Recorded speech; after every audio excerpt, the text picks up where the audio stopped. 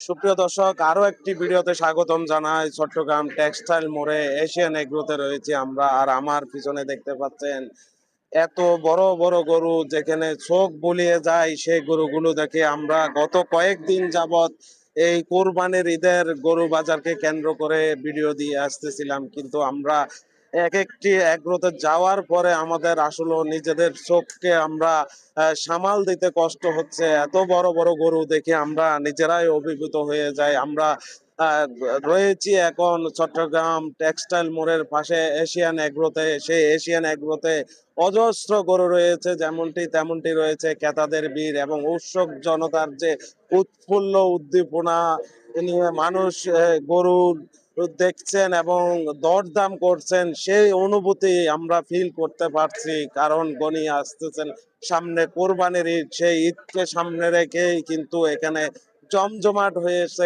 Asian এগ্রোর গরু বাজার। সেই গরু ফার্মটি এশিয়ান এগ্রো দীর্ঘদিন যাবৎ বিভিন্ন ব্যবসার পাশাপাশি কিন্তু এগ্রো ব্যবসাতে তারা সাফল্য অর্জন করার পর তারা কিন্তু এই এগ্রো শুরু করেন বহু বছর ধরে। সেখান থেকে আজকের এই এশিয়ান এগ্রোর উৎপত্তি, যেখানে রয়েছে অনেকগুলো গরু। এক একটি গরুর সাইজ যদি আমি বলতে হয়, আমাদের ক্যামেরার কিন্তু ভিতরে আনা খুব কষ্টকর হয়ে যাচ্ছে। এবং আমরা গত কয়েকদিন যাবৎ বেশ কয়েকটি চট্টগ্রামে অ্যাগ্রো ফার্মে কিন্তু ঘোরাফেরা করেছি। আসলে আমি কিভাবে বলবো, আপনাদেরকে বোঝানোর চেষ্টা করব যে এখানে মানুষ যেমনটি রয়েছে তেমনটি অজস্র গরু রয়েছে।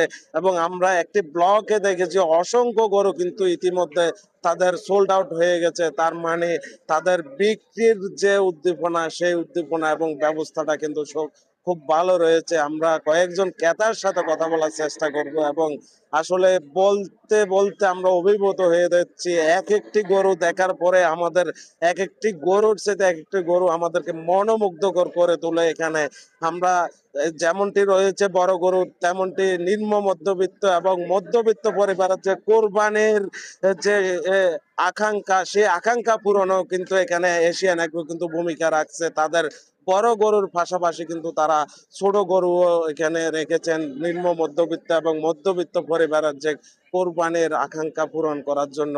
বিদায় নিচ্ছি আমি সুমন মোল্লা, এনসিএল মিডিয়া, এশিয়ান এগ্রো।